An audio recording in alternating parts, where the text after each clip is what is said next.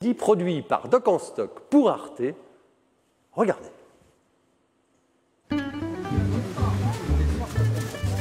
Dimanche matin, un petit marché bien de chez nous. En face du marché, un McDo bien de chez eux. Le décor est planté, alors gare. Si vous prononcez le mot qui fâche, attendez-vous au pire. Ouais, McDo, allez, c'est de la soupe à cochon, c'est tout. C'est une saloperie contemporaine. C'est dégueulasse.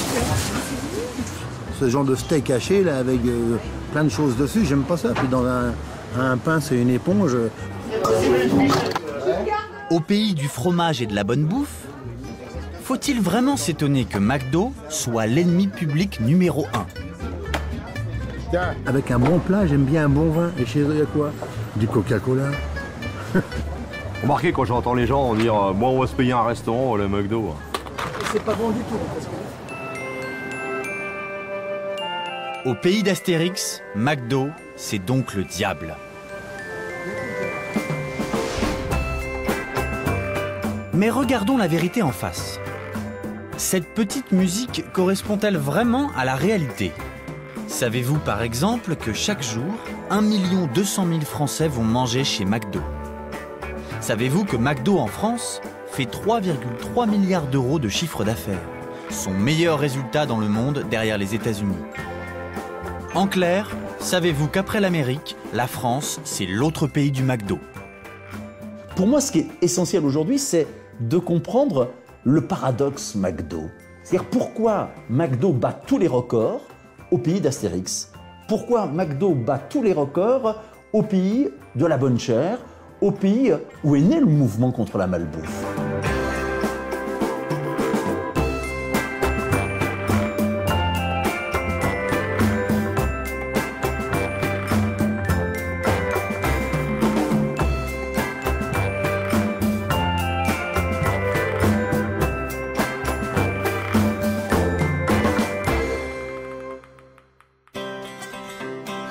La guerre des Gaules, version McDo.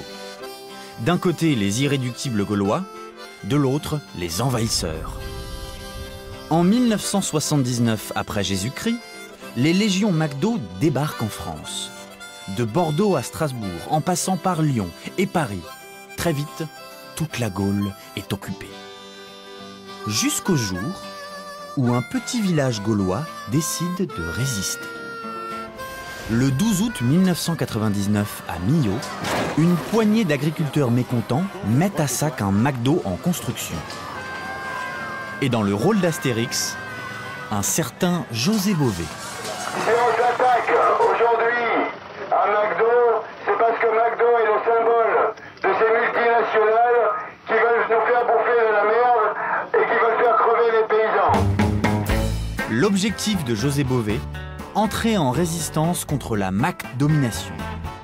Prétexte à cette mobilisation anti-McDo, une sanction commerciale des États-Unis contre le Roquefort. Pas grand-chose à voir avec McDo, mais peu importe. Si Bové finit en prison, le mouvement anti-McDo est né. À l'origine de ce mouvement, Paul Ariès. C'est l'éminence grise, la tête pensante des anti-McDo. Politologue, essayiste engagé, il publie plusieurs pamphlets contre la marque. À l'image de son petit manuel anti-McDo. Un véritable brûlot contre le géant américain.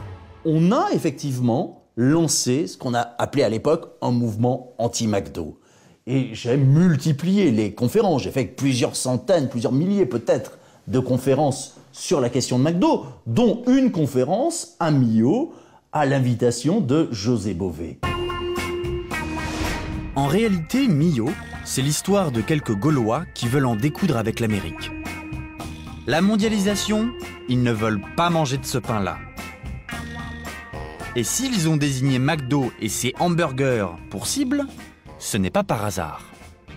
Lorsqu'on a lancé le mouvement anti-McDo, on l'a lancé parce qu'on s'est dit c'est sur le terrain de l'alimentation que la lutte doit être menée. Pourquoi l'alimentation? Parce que l'alimentation, déjà c'est un acte quotidien, c'est un acte banal, de tous les jours, donc tout le monde se sent concerné. La table a toujours été un vecteur d'identité. Dire que ce sont les vieux adages français. Dis-moi comment tu manges, je te dirai qui tu es. C'est ce que nous disait Brillat-Savarin. La cuisine est le seul témoin exact d'une civilisation. Et si, aussi bien à gauche qu'à l'extrême droite d'ailleurs, on a, dans les années 80, dans les années 90, considéré que McDo était un enjeu politique fondamental, c'était effectivement sur la base de cette analyse.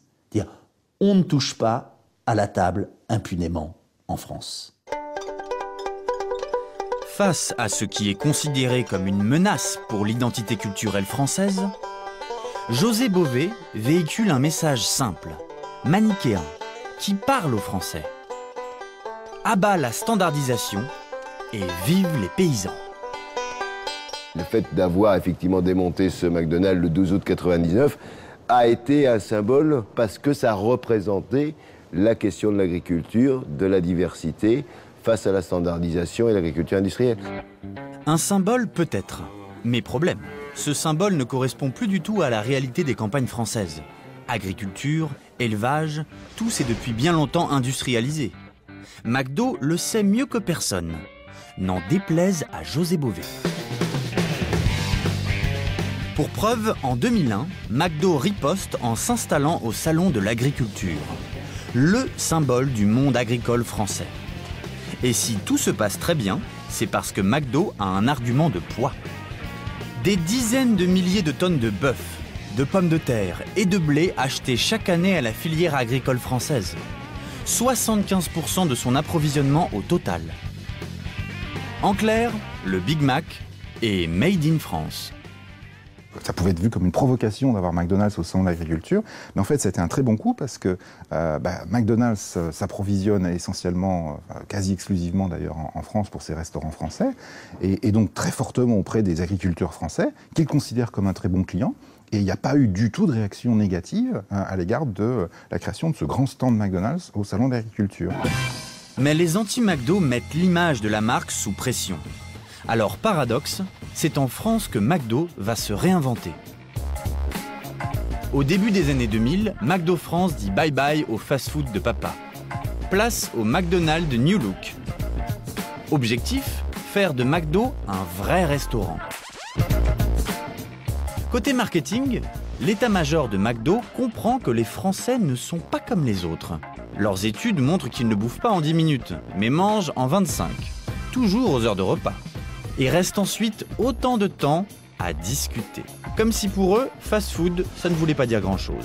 Alors au pays des cuisses de grenouille, McDo s'adapte. Le hamburger à la raclette, c'est McDo France. Le macaron au McCafé, c'est McDo France. Quant au croissant, c'est aussi McDo France. On ose même toucher au sacro-saint Big Mac en proposant une version au pain complet. Dernière trouvaille, le bar à salade. Bientôt dans les McDo français. McDo redécouvre même le service à table, comme dans un bon vieux resto. Alors si on vient toujours chez McDo chercher un petit goût d'Amérique, on y va à la française. Quand vous voyez une famille qui arrive chez McDonald's chez nous, eh ben on sent qu'ils font un repas entier, c'est-à-dire qu'ils ont quasiment une entrée, enfin encore que, mais ils vont avoir un ou deux plats, ils vont avoir un dessert, ils vont prendre un café derrière. Et alors ça, en revanche, ça, aux États-Unis, c'est totalement inenvisageable.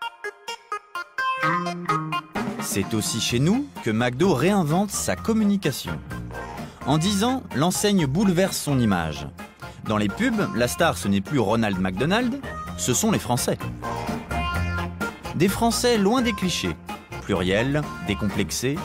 Dans une France en perte de repères, 4 Français sur 5 connaissent le slogan « Venez comme vous êtes ».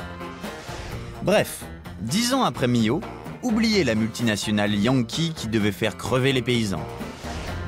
Et quand la ministre de l'économie se rend au salon de l'agriculture, McDo est un passage obligé. Tout un symbole.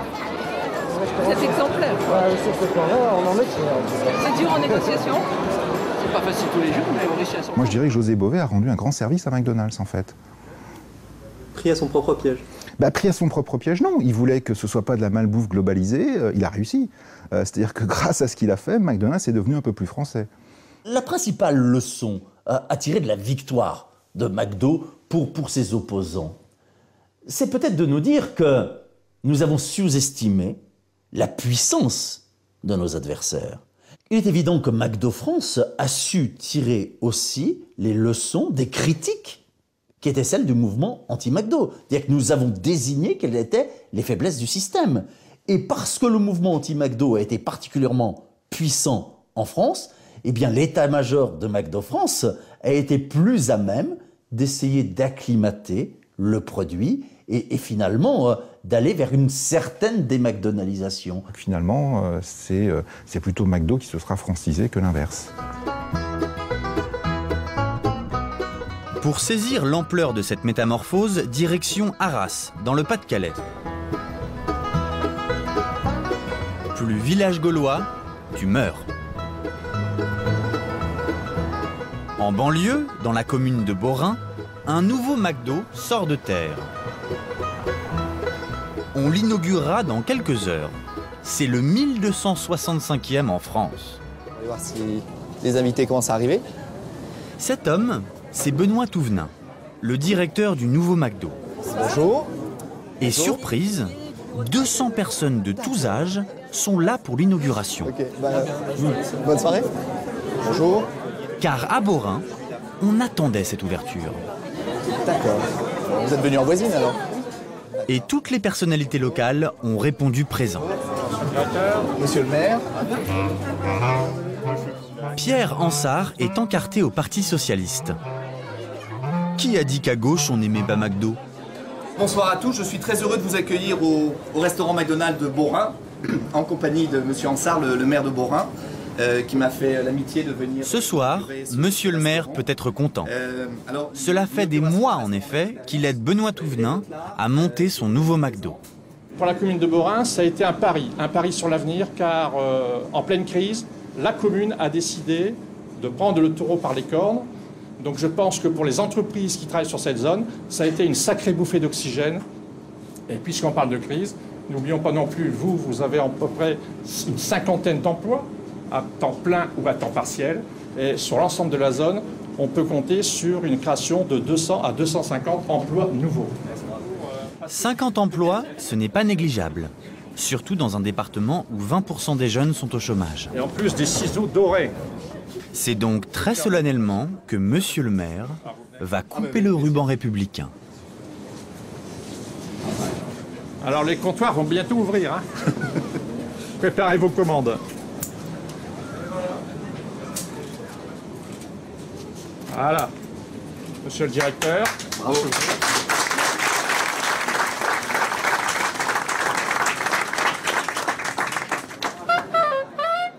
Cette scène se reproduira une quarantaine de fois cette année en France. C'est en effet le nombre de McDo ouverts chaque année chez nous. Avec 10% de croissance par an, McDo France, c'est 5 fois la croissance française.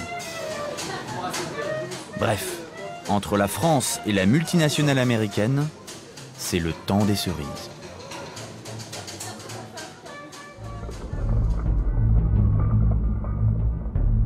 Dis-moi ce que tu manges, je te dirai ce que tu es. C'est un des adages les plus célèbres de Brillat-Savarin, le prince des gastronomes. Alors à force de dévorer tous ces hamburgers, les Français ne prennent-ils pas un risque culturel? Celui de devenir américain. Paris.